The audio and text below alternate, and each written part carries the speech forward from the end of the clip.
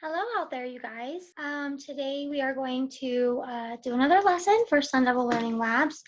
And my topic today is going to be same topic, different author, informational text. So we're dealing with that nonfiction text that is telling us something. It's teaching us something, describing something, informing us, right? Informational text. So we're going to look at same topic, different authors. This is 6th grade ELA, Sun Devil Learning Labs, and I'm Mrs. Gore. Okay, now our materials for the day are same as they usually are, and that's just a paper and a pencil. So if you want to go ahead and run and grab that, go ahead and pause your video and go get a piece of paper and a pencil, maybe a couple pieces of paper and a pencil. So go ahead and go grab that, and then we'll get started.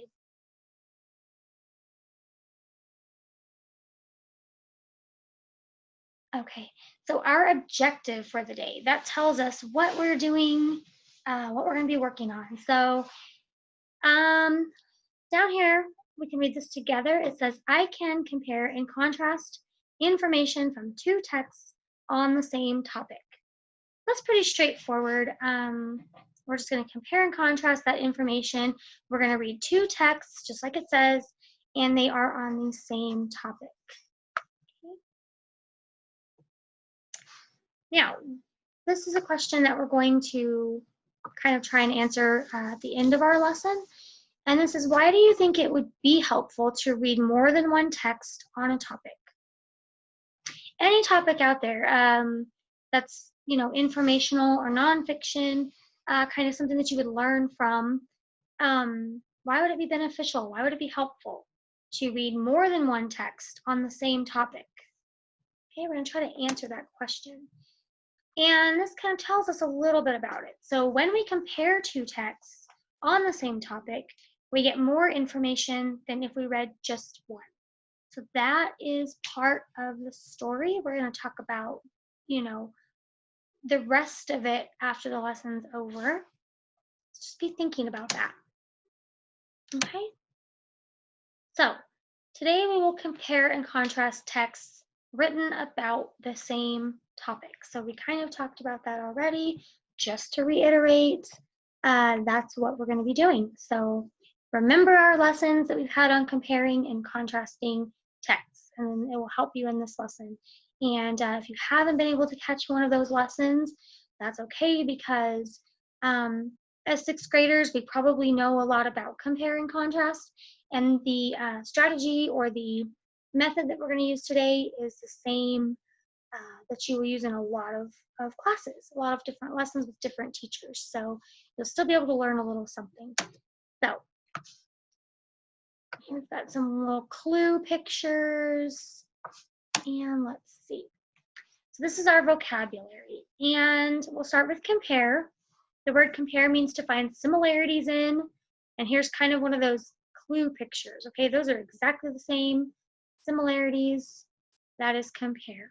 Contrast, to find differences in, and I thought this little picture of a lemon on top of all these limes was a good contrast. Okay, you've got the limes, they're all green, and then bam, you have that yellow lemon that's just totally standing out, right? It's different. Once more, informational text is nonfiction text written to inform, describe, compare and contrast, show problem and solution, or provide a sequential or chronological account. So we've talked about text structures in informational text and the types of informational text. So it's all just kind of a review of that.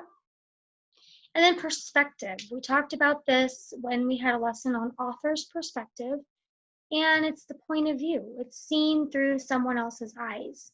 Okay, so for example, the author, whoever's writing the text, we're looking directly through that author's point of view, or looking through their eyes.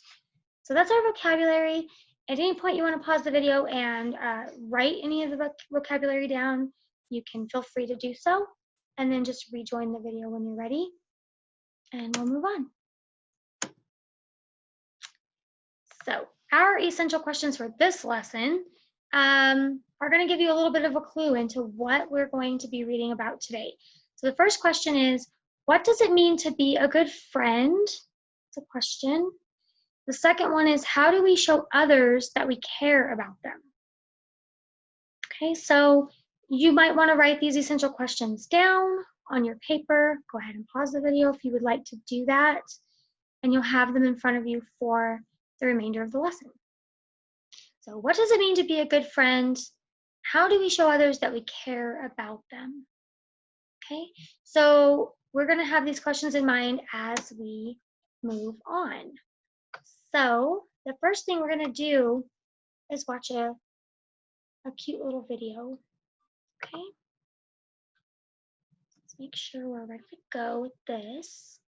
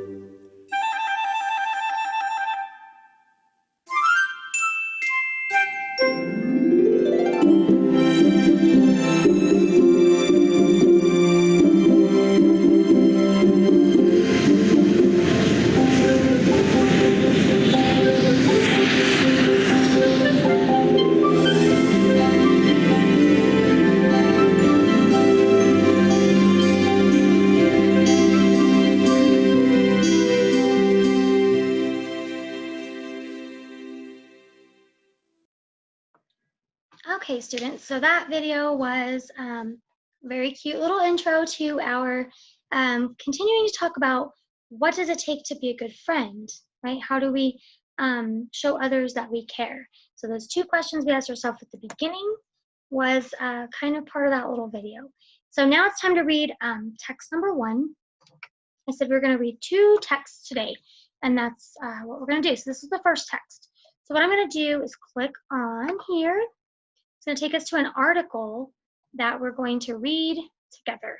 You can read aloud at home, or you can just kind of read along with me as I read it, and either way will work, whatever you're feeling. So this article is called How to Be a Good Friend. Okay.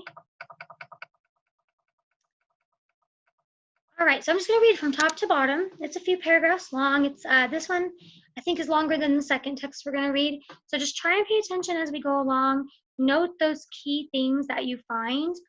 And what would be great is if you would kind of make an outline on your paper of the important headlines that we're going to have in this particular article. You don't have to write notes on the entire article or write, what it says. You can paraphrase, or you can say, like I say, just make an outline that has like these key headlines from the article. It would be very helpful because we are going to talk about those later on.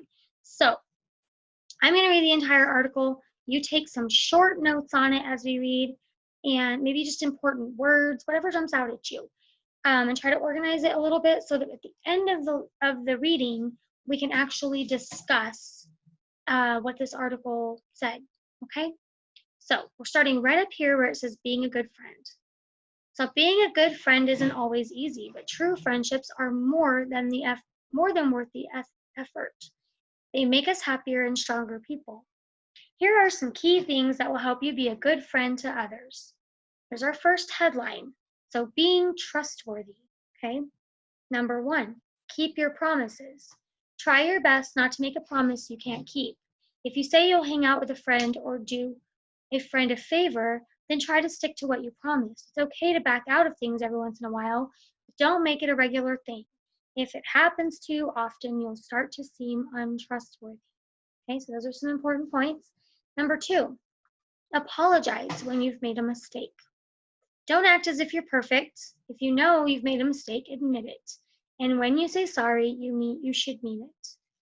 Okay, number 3, be honest about your feelings. If something is upsetting you, don't be afraid to talk about it and be honest about how you feel. Number 4, be real. Don't try to act like someone you're really not.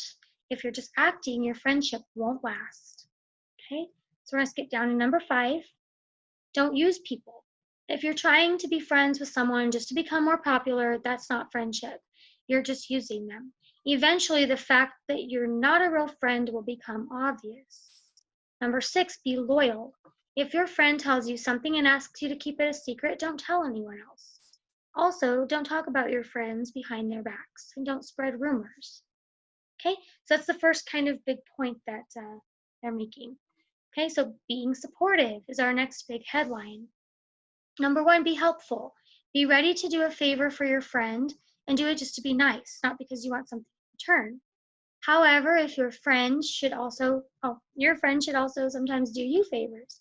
If you feel as if you're always helping your friend and get nothing back, they could be taking advantage of you and you may have a problem. Okay, so number 2, be a good listener. These are ways that you can be supportive, right? Be a good listener. Don't do all the talking and take the time to truly listen to what your friends have to say. Don't make them feel as if they can't get a word in when they're around you. Okay, number 3, help your friend deal with his or her problems.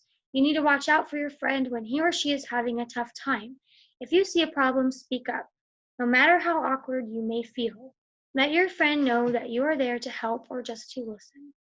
Okay, number 4, be there in a time of need. If your friend has to go to the hospital visit, sorry. If your friend has to go to the hospital, visit, that's what it's saying, visit them. If your friend's dog runs away, help to find it. Let your friends see that they can count on you anytime. If they're true friends, you'll be able to count on them too. So number 5, give thoughtful advice. If you give your friends advice, try to see things from your friend's point of view. Don't judge your friends and don't insist they do whatever you say. Avoid giving advice when it hasn't been asked for. Sometimes people just want to complain, and in those cases, you should listen. And number 6, give your friend some space. You should accept the fact that your friend won't always want to spend time with you. Learn to step back and give your friend space if he or she wants to be alone. Don't get jealous if your friend has lots of other friends. Every relationship is special and different. And if your friend has other friends, it doesn't mean he or she doesn't appreciate you. Okay, those are ways to be supportive to your friends.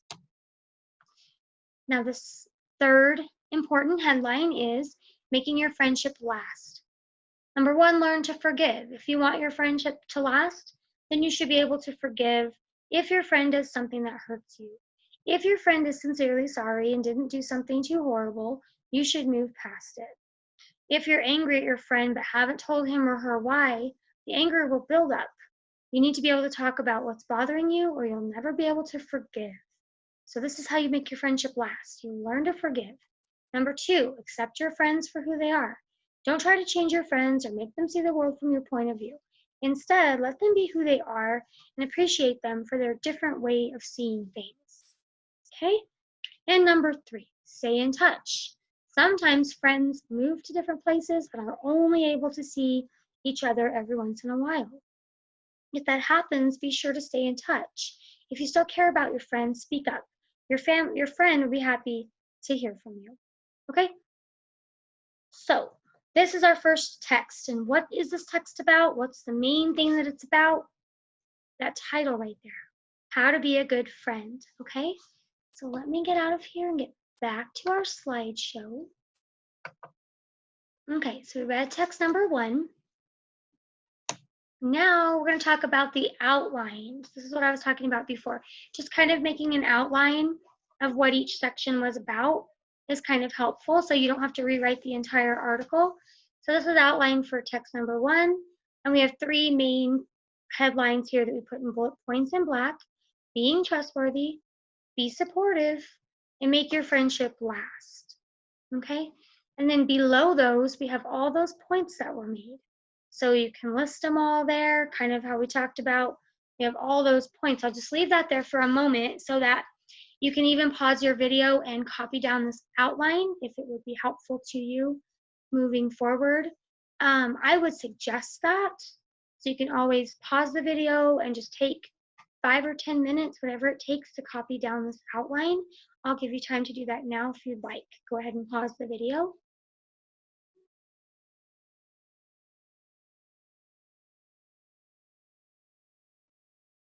Okay, so if you've taken down that outline for text number 1, we're going to go ahead and move forward to the next part. And that is our Venn diagram. V-E-N-N, Venn diagram. This is your compare and contrast. You guys have probably seen these a lot. There's different things you can use to compare and contrast, but these are great tools because you can put all the details about text number 1 in this circle, all the details about text number 2 here in this circle, and in the middle part here is what do they have in common, okay? So things that are unique to text number 1 are going to go here, and that's what we have right here. So text number 1 we know it's about humans. That's one thing that it is about. Another thing is that it tells how to be a good friend, and it also talks about ways to support your friends. So that's 3 things that are kind of unique to text number 1. Okay, so you can go ahead and copy this Venn diagram if you'd like on a piece of paper.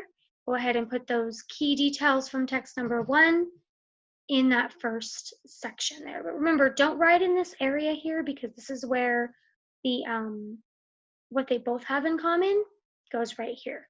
So keep your text number 1 in this kind of half moon shaped area right here. Okay, so you can go ahead and pause the video anytime. Go ahead and do that if you'd like to, and copy this down.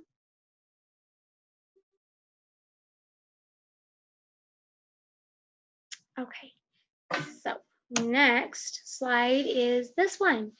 So it's going to be a similar process for this text as the first one was. If you would like to make that outline as we read, now you've seen my example of the outline for text number 1. So go ahead and try your hand at making an outline for text number 2 as we read through it, noting any of those key headlines, okay? So let's jump into text 2.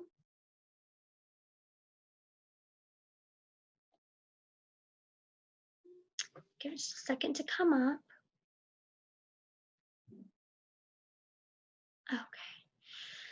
So this one's cute. It's surprise, elephants comfort upset friends. That's the title of this one. So can we already see some similarities between our first text and this one? Just based on the title, can you already see how these 2 texts are about the same topic? Okay, so let's go ahead and read through. Again, go ahead and follow along, read aloud, whatever you feel like doing. And I'm going to start here where it says, the short list of animals. The short list of animals that console stressed out friends keeps getting longer and heavier. Asian elephants are part of a group of animals that includes great apes, dogs, and certain corvids, which is the bird group that includes ravens. The giant mammals have been shown to recognize when a herd mate is upset. Asian elephants offer gentle caresses and chirps of sympathy, according to a study published in 2014 in the online journal Peer J. Okay. Joshua Plotnick is a behavioral ecologist at Mahidol University in Kanchanaburi, Thailand. He worked with primatologist Frans de Waal, director of Emory University's Living Links Center, The researchers showed through a controlled study what those who work with elephants have always believed. The animals in this case, captive Asian elephants, or Elephas maximus is their scientific name, I'm guessing, offer something similar to human sympathetic concern when observing distress in another, including their relatives and friends. Okay? So Asian elephants showing concern for others. Those are things you could put on your outline for this first paragraph. Research studies, things like that if you'd like to. Now we have another headline here. So intimate gestures. The scientists studied 26 elephants. The elephants were of varying ages at the Elephant Nature Park in the Mae Tang district of Chiang Mai, sorry, I don't know how to pronounce that, province in Thailand. Adult male elephants were excluded for safety reasons. It would be unethical to set up stressful situations. Instead, the researchers waited patiently for such moments to occur naturally. Okay? A stress-inducing situation might be a dog walking by or a snake rustling the grass, or the roar or just the presence of a bull elephant. Sometimes the stressor was unknown. Regardless, scientists know elephant distress when they see it. Erect tails and flared ears, vocalization such as trumpeting, rumbling, or roaring, and sudden defecation and urination tell the story. So that means going to the bathroom, okay, when they get scared. That's what that means down here. Okay, over the course of a year, they spend up to 2 weeks per month and 3 hours daily observing the animals. And I'm gonna have to pause it because my train is rolling by. Okay, the train rolled by and got out of here, so let's finish here. I'm gonna start with this tiny little sentence here. Over the course of a year, they spend up to 2 weeks per month and 3 hours daily observing the animals. Now we're here. During these observations, the scientists witnessed bystander elephants, those not directly affected by a stressor, moving to and giving upset elephants physical caresses. These motions were mostly inside the mouth. To elephants, this is kind of like a hug. My reading is not the best today. Oh, that train isn't gone, it's right back. It rolls by here every day multiple times, and it's very close to my house. Okay, so bystanders also rumbled and chirped with vocal offerings that suggested reassurance. Sometimes the empathetic animals formed a protective circle around the distressed one. There was also evidence of emotional contagion when herd mates matched the behavior and emotional state of the upset individual. In other words, seeing a friend in distress was distressing to the observers. Those animals also consoled one another. With their strong bonds, it is not surprising that elephants show concern for others, says de Waal. He describes empathy as a general trait of mammals, which elephants are mammals, and so are humans. So they get distressed when they see others in distress, reaching out to calm them down, not unlike the way chimpanzees or humans embrace someone who is upset. Still, I was surprised at how consistent the elephant's consolation behavior was, says Plotnick, who is also the founder of the nonprofit Think Elephants International. Whenever an elephant showed signs of distress, a reassuring friend was sure to come console them. The number of times when elephants showed distress without a response from others was very rare. Okay, so it's saying it's kind of natural for elephants to do this. They kind of already knew that they did this, and that they really don't hardly ever not console each other. That's kind of what that section was about. Empathetic elephants. So elephant herds are headed by a female matriarch. The herds usually include related females, babies, and younger males who have long been known to bond strongly with their kind.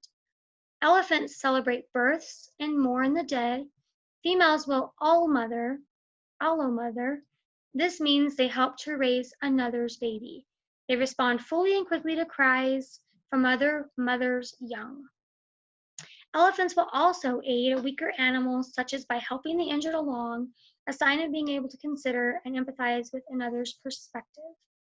Okay, so still points out de Waal, many people are impressed with elephant intelligence, but actual herd data are scarce. We need to study them just as carefully as we do primates, dogs, or corvids.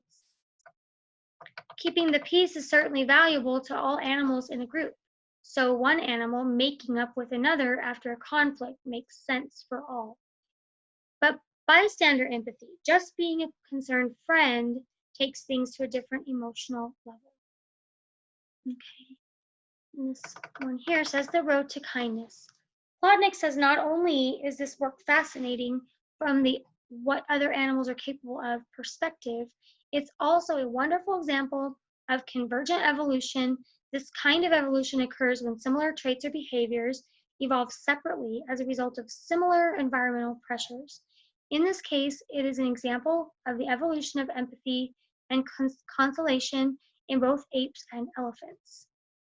I find this very exciting because it suggests the buck does not stop with us humans when it comes to smarts, he says. Excuse me. Also, the more we learn about how elephants think, make decisions, and see, hear, and smell their worlds, the better perspective we will have when trying to find ways to mitigate conservation problems, he says. In the meantime, it will require more studies. Scientists will need to figure out exactly how both givers and receivers benefit from this caring display by elephants. But the non-human road to kindness appears to be reaching new lengths. Okay, so let's get back to our slideshow. Okay, so same thing here. We're going to do the same thing we did with the first text, and we're going to go over a little bit of an outline. That way, when we do our comparisons and our contrasts, we are going to be able to see how we got there from making our outline. So this is our outline that I made for text number 2. So these are just the bullet points here that I made 5 bullet points. First one is some animals can sense stress and console other animals. This one says Asian elephants offer something similar to human sympathetic concern when observing distress in another, including their relatives and friends. And as you can see, I put quotation marks around that because that is an actual quote from the article. 3, they give vocal reassurance. So they do make some sort of a sound when they are trying to console their friend, elephants. They console their friends. And the 5th one says elephants mother others' babies. They mourn loss, and they help the injured ones along. So these are just an example of some of the key points that I took away from text number 2. Okay. So again, with the Venn diagram, we're going to go ahead and if you've recreated this on your paper, we're going to fill in where it says text number 2. So here's our text number 1 from our first Venn diagram that we did. Text number 1 all filled in. So now we need to do text number 2. So you can go ahead and pause your video here, fill in some of your key points that you took away from text number 2, and then we will go ahead and continue. So go ahead and pause.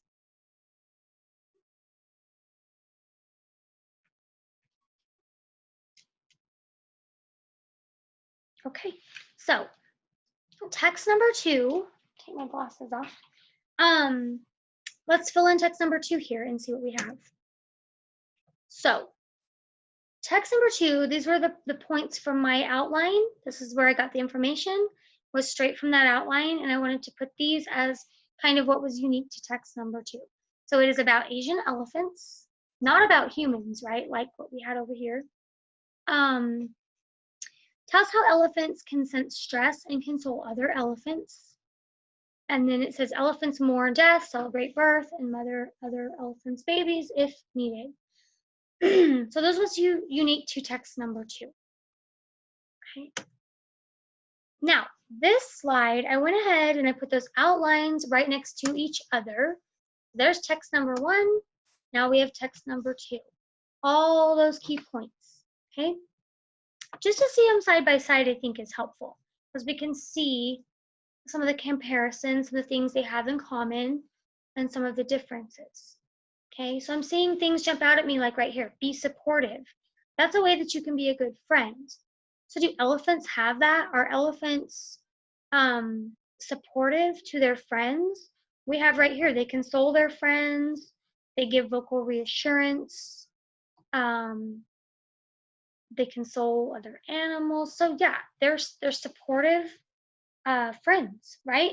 So we have supportive, We have ways the elephants support their friends over here.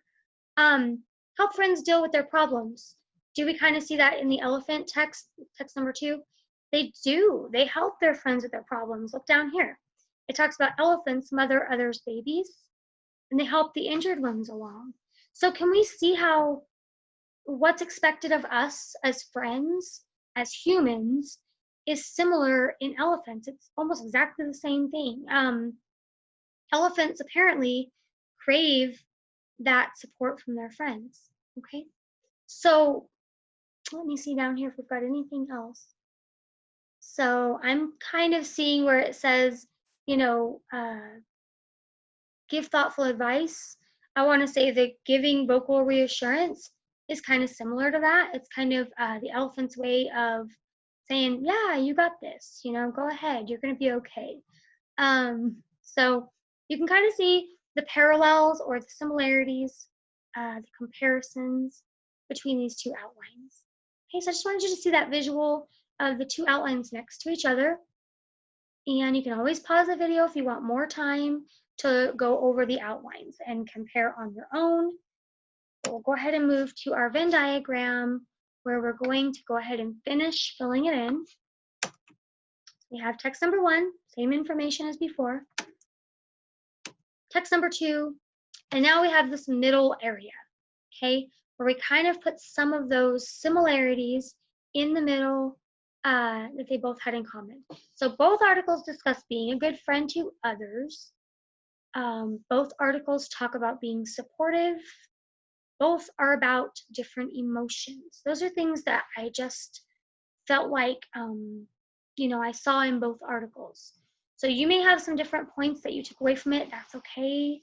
Go ahead and pause the video at this point if you'd like to go ahead and finish your Venn diagram and make sure it's all filled in for text number 1, text number 2, and then this area here where they share their similarities, okay, their comparisons to each other. Go ahead and pause if you're ready to fill that in.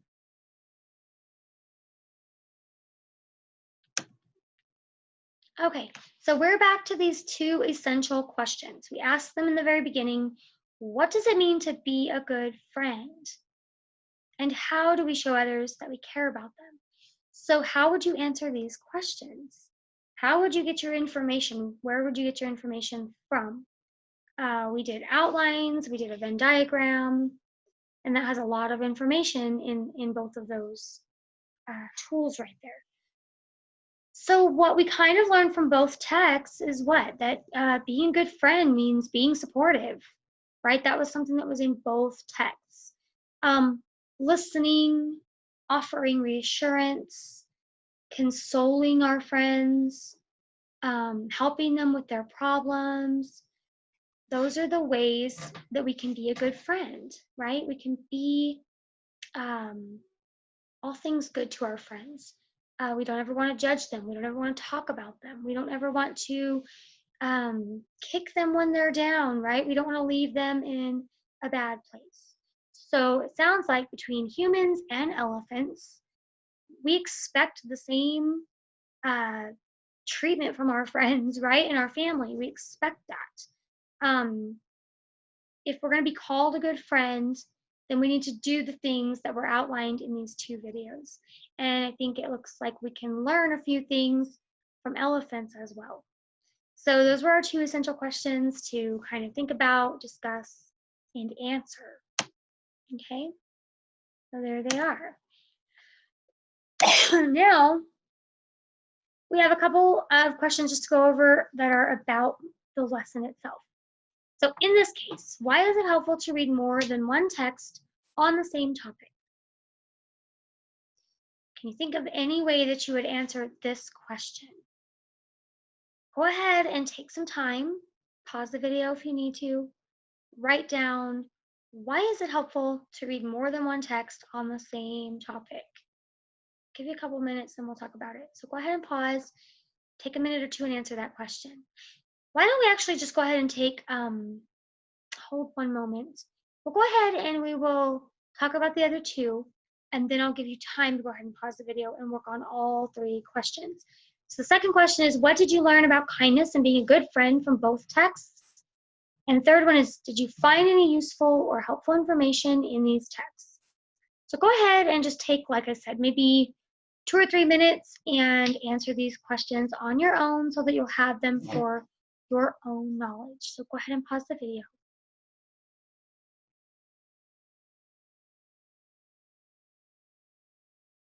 Okay, so you worked on those questions alone, got your answers, and we'll just briefly run through it real quick. So why is it helpful to read more than one text on the same topic?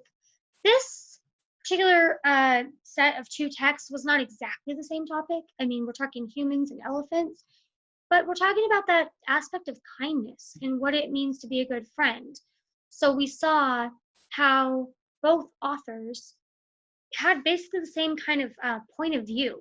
Now, one of the authors was looking through the eyes of an elephant.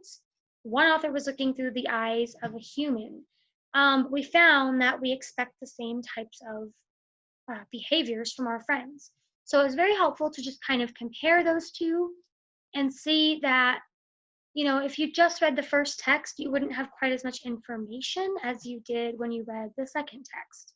And you're able to kind of make connections to the world around you and even other animals. You know, we can even compare ourselves to another animal out there besides a human. So that's why it's helpful to read more than one text on the same topic. We get different and additional information. So what did you learn about kindness and being a good friend from both texts? It's kind of like we talked about before, just that humans and elephants expect the same type of treatment. What we consider kindness and being a good friend is being supportive, being understanding, offering whatever kind of help we can offer someone, also not being taken advantage of by our friends and not taking advantage of our friends, right? So those are things that we could learn about kindness and being a good friend from both texts. And it says, did you find any useful or helpful information in these texts? That's kind of just a personal question. Did you find anything that you felt like you could use going forward? I know right now it's tough because we're not really seeing our friends like we used to. I'm having a hard time with it too. I don't feel like I get to interact with my friends, but I'm sure that everyone's still interacting via their text messaging, their Snapchatting, their Instagramming and Facebooking and whatever you use. So still keep these tips in mind when you have been kind of away from your friends for a while, but you are still communicating with your friends. So you don't want to be an unsupportive or a not kind friend when you're using those platforms to engage with your friends, because some of us are not in person with our friends right now, but we don't want to forget those key ideas. Okay, we don't want to forget how our friends want to be treated and how we want to be treated by our friends. So keep that in mind as you communicate during this time in our lives and moving forward. Okay, and hopefully you'll think back to these 2 texts that you read during this lesson and remember some of the advice that they gave. Okay. All right, so this is an activity that we can do. It's going to help us to go ahead and think about those key points even a little further. So when I was a kid, I loved to draw pictures, and I know my sons are the same way. 2 of them are the same way. So what we're going to do is take one thing you learned from either of these 2 texts, and I want you to illustrate it. So something that it talked about, whether it's being a good listener, whether it is being supportive, whether it is, or some of the other things that they talked about. Helping a friend in their time of need, you know, when they have a loss of some kind, or maybe they got a bad grade on something, you know, and being there to help them through a hard time. I want you to think back to some of the things that we read, and I want you to illustrate one thing you learned from either of the 2 texts. Might have been having to do with the elephants as well. You can illustrate something that it talked about the elephants doing for one another. Illustrate that. Or there's a second part here. If you'd rather, write a paragraph about your favorite thing you learned. Make it a good paragraph, at least 5 sentences would be awesome.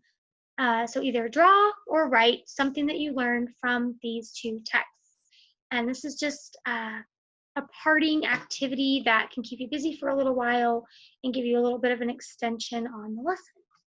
So have fun with it. Let's go over our objective one more time just to see if we met that objective. I can compare and contrast information from 2 texts on the same topic. So I hope you guys could see how we did that with the outlines and with the Venn diagram. That's exactly what we were doing, comparing and contrasting that information from the 2 texts on the same topic. And I just want to thank you for being here today. And I want to tell you, keep up the great work. And as we move forward with whatever school and lessons are going to begin to look like for you, I just hope that these Sun Devil Labs have helped you keep fresh on your studies and some of the things that you are going to be probably reviewing or maybe learning for the first time here in the upcoming month or so. So keep up the great work, and thanks for joining me today. Have an awesome day.